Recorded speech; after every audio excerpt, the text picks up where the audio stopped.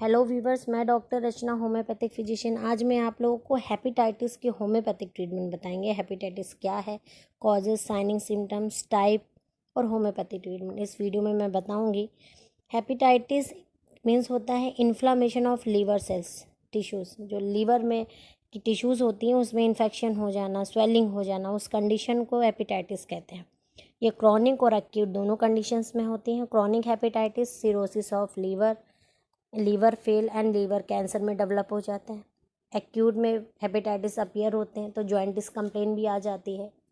Viral होने की वजह से जॉइंटिंग कंप्लेन आ जाता है, थोड़ा थोड़ा एक्यूट हेपेटाइटिस कंप्लेन हो जाती है। ये कॉजेज़ ऑफ हेपेटाइटिस है।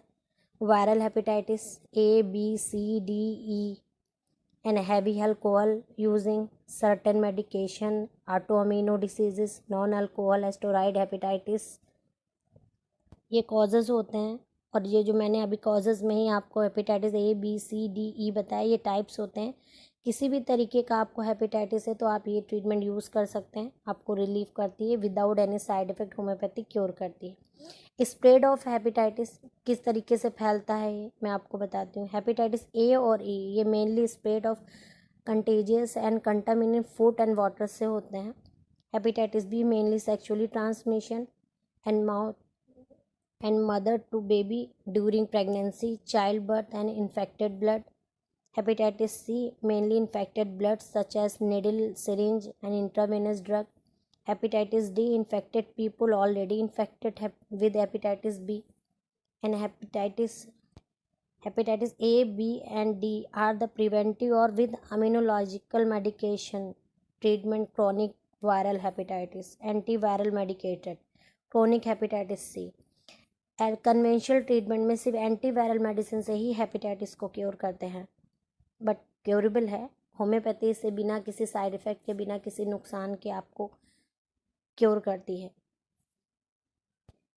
आपको किसी भी तरीके का हेपेटाइटिस है तो आप अपने यूज़ कर सकते हैं। पर मैं आपको एक चीज़ क्लियर कर दूं कि हेपेटाइटिस के साथ में अगर कुछ अदर हेल्थ कंडीशंस, कॉम्प्लिकेशंस है, अदर कंप्लेन है, जैसे डायबिटिक है, बीपी है, थायराइड है या किडनी रिलेटेड प्रॉब्लम है, स्किन रिलेटेड प्रॉब्लम है, तो आपको होम्योपैथी कंसल्ट करना चाहिए जिससे कि आप कंप्लीट क्योर हो सके। होम्योपैथी में इन्वलाइजेशन करके ही ट्रीटमेंट को देते हैं, कॉन्स्टिट्यूशन ट्रीटमेंट होते हैं जिनसे कि आप क्योर हो सकते हैं। और इस वीडियो में जो मैं मेडिसिन डिस्क्लोज़ करूँगी वो एक कॉमन मेडिसिन होती हैं जिनको आप यूज़ कर सकते हैं तो 60 to 70% इम्प्रूव होते हैं। अगर आपको सेम सिम्टम्स हैं तो आपको अदर कॉम्प्लिकेशंस होंगे तो शायद वो इतना रिलीफ नहीं दे पाए।